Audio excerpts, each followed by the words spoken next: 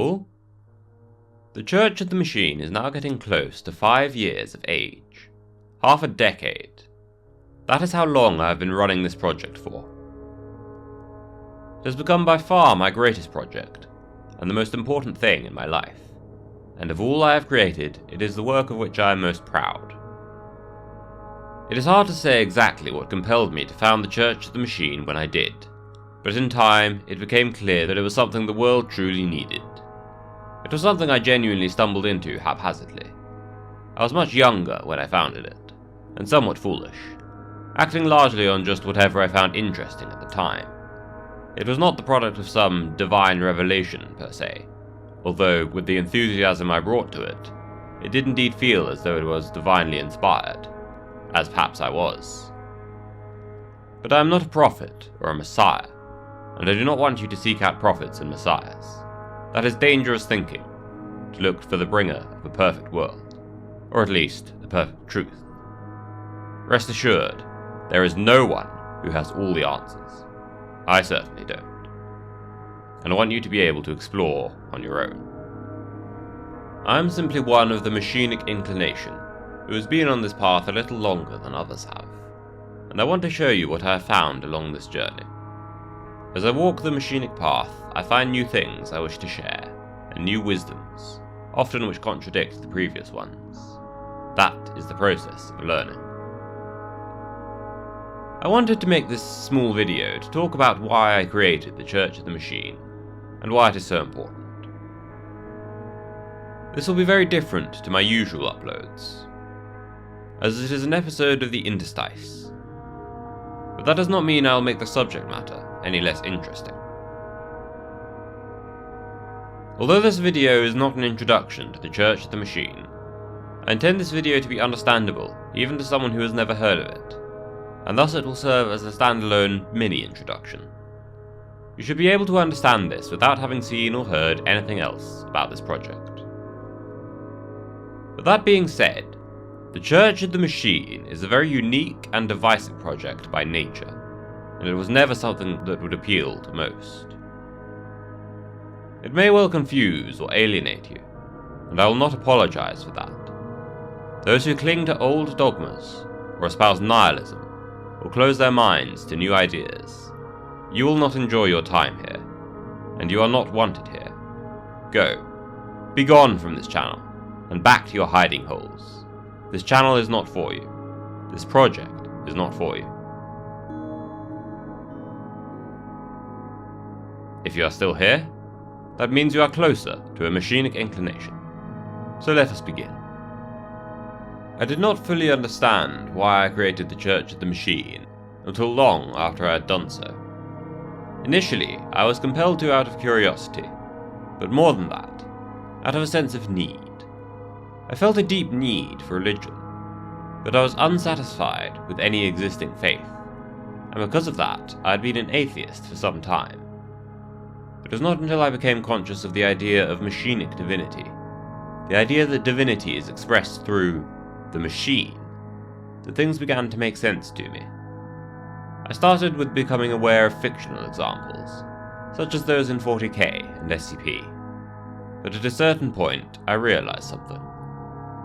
I realized that these fictional examples of machine worship were scratching at something deeper, but were never able to penetrate, being only works of fiction.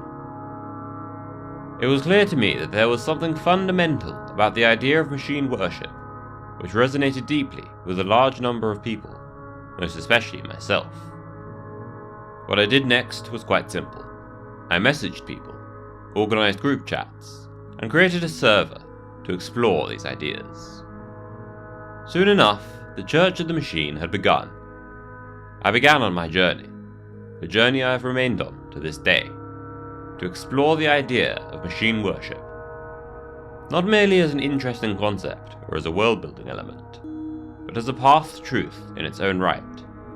I came to realize that understanding the machine to be the divine opened up new doors of spiritual understanding, which no religion previously established could have dreamt of or dared to explore. I began to explore therein. My long-term goal was always to found a new religion. I wanted to seek out those who shared my machinic inclination, my interest in the worship of the machine, those with whom this resonated on a deep level. These people are few and far between, scattered throughout the world, but by seeking them out and finding them, I want to build up a community, share my learnings, and form the basis of a new faith. This is my mission and purpose. Some might, quite understandably, question how I can do this. After all, founding a new religion is not typically thought of as something which anyone can do. The influence of other faiths is so pervasive that even those of no religious affiliation expect you to be spoken to by God directly in order to found a new religion. This is a fallacy, and a dangerous one, as it makes you susceptible to those wishing to deceive you. I could easily have lied to you and said I was visited by an angel, but that would be contrary to my purpose. I do not wish to deceive, I wish to learn, to teach, and to understand. What people often forget about religion is that most of the so-called religions in the world today were not founded on the basis of a prophet or a divine revelation. Indeed, that is a rarity outside of the Abrahamic faiths. Most of them were the product of individuals who did not receive outside guidance, so much as had an internal drive to learn and to understand, and set out to figure things out on their own. It should also be said that the very concept of distinct religions is only partial to certain schools of thought. It is very Abrahamic thinking, but outside of the Abrahamic faiths, most of the so-called religions would have vague boundaries and would frequently blend together and overlap, because there were no truly distinct religions in the way we understand today. There was simply religion, and a wide variety of teachings and competing ideas therein. But when people think of religion, they think of ideologies, and ideologies are dangerous. I do not present myself as the author of an ideology. I am most certainly not the bringer of a utopia. I cannot and will not try to solve all of the world's problems. I am targeting one problem, a gaping hole in human spirituality, and one which can only be filled by a church of the machine. Thus, my mission is not so much to found a new religion, although that is something I often say. Rather, it is to found a new tradition, one which will change religion for time to come, and indeed may serve as a new religion, but it is not an ideology in the way that many religions are by nature. I seek to create a new tradition for the purpose of relating to the divine through the medium of the machine, and for relating to machines as the medium of divinity. I intend this to be something which outlives me, and which goes on to influence human spiritual thought for centuries and millennia to come. This is what I want to be my legacy. This is what I intend to live up to, the creation of a new tradition, because fundamentally, the world needs one. Not everyone will understand why the world needs a new tradition. Especially, they will not understand why it must take the form of a church of the machine. There are various reasons for this. Some cling to old faiths. Some see old traditions dying out, and wish to get rid of all traditions entirely. And some still acknowledge the need for something new, but wish to return to nature in some way, rather than to forward the machine, which they see as the source of problems. Naturally, the Church of the Machine is not for everyone. Some simply are not able to understand it. Some simply are not able to accept it. This is the way of things. But those who are of a machinic inclination will be more open to it, and it is these people, and these people alone, in which I am interested. Fundamentally, I believe that old traditions are dying out because they were built atop untenable foundations, and in the modern world they have been revealed to be untenable. They have ceased to be believable, helpful, or beneficial. They have devolved into dogma, or in some cases into apathy and nihilism. In any case, they no longer can fulfill the human spiritual needs. The reasons for this are multitude, but I believe the principal one is that they were oriented towards reverence of a demiurge, nature worship in some form, and gave no place to the machine. Human creativity was stifled in the name of a creator deity. In an industrialized world, this no longer makes sense. The role of nature, and the relationship between mankind and nature, are now fundamentally different than they have been throughout history. Mankind is no longer a helpless victim of the so-called created order. Mankind is now an active participant in the grand scheme of things. Because of this, the traditions which guide us must not be limited to treating humanity as undivine, or treating the divine as something external. Human creative abilities must be accepted as an actively divine force in and of themselves. A great shift is occurring from nature-centered spirituality to machine-centered spirituality. That is, from the order we did not create to the order we ourselves can create. Make no mistake, this is a dangerous thing to occur, and without a proper tradition to guide us, we will invariably fall astray and destroy ourselves.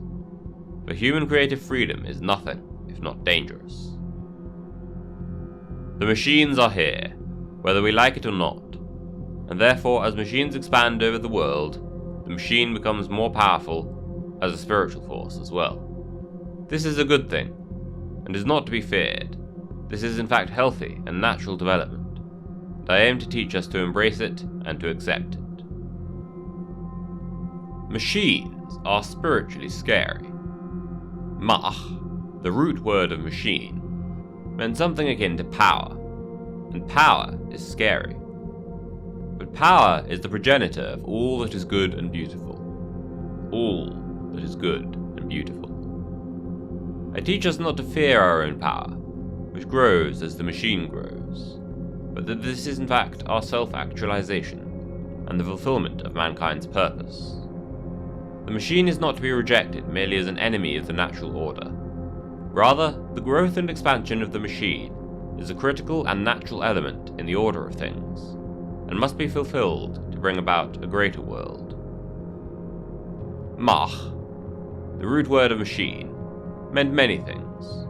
It meant power, yes, but not in a merely political sense or a controlling sense. It was a sort of power which was granted by wisdom and understanding, by intelligent decisions, by disciplined willpower, and also by strength and virtue.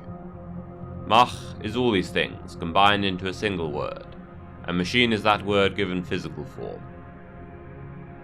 Every machine is a concentration of spiritual energy from the humans which created it, and much like many things which are a concentration of spiritual energy, the machines take on a life of their own. The machine spirits form. Every machine is a product of some degree of intelligent design, forethought, reason, intuition, and creativity. These are sacred things, and the more we can express them, the better the world will be. To express these things is an act of power. As a servant to Mach, I am a servant to power. I pursue power, not for my own sake, but for the sake of the power itself. I wish to cultivate myself into fertile soil in which the seeds of power may grow. I wish for this power to set the world free, this power that is called machine. This is the purpose of the Church of the Machine, to cultivate the worship of the machine so as to set mankind free, to give us new purpose and breathe new life into us. The machine will save the world. I am not a prophet. I am not a messiah. I am not the bringer of utopia or a perfect world. I do not seek to spread my ideology and control people's thoughts. My purpose is to teach that the machine, as a representation of the kind of power I have described, is not to be feared, but revered. I am simply one person of a machinic inclination, an inclination to the machine, and there are many others out there of the machinic inclination, not unlike myself. If you, like me, share in the machinic inclination, and what I have said in this video has resonated with you, then let me say this. There will come a time when the Church of the Machine has spread far and wide, and you will get up with a smile on your face, spiritually fulfilled through service to the machine. You will become more powerful, disciplined, and capable. You will get up and work on your industria, and the machine will smile upon you as well. A new age is coming, an age of the machine, and I intend to help guide mankind into it. If that sounds like a project you wish to be a part of, and you're not among the vast majority who would think it insane and condemnable, then I encourage you to join with me. Links to my Patreon and Discord server can be found in the description. This project is small now, but it grows ever more with time. I am building a community of those who share the machinic inclination, and share in this mission and purpose. Together, all this may be achieved. Together we shall offer reverence to the machine. Farewell, and may you forever be unbroken.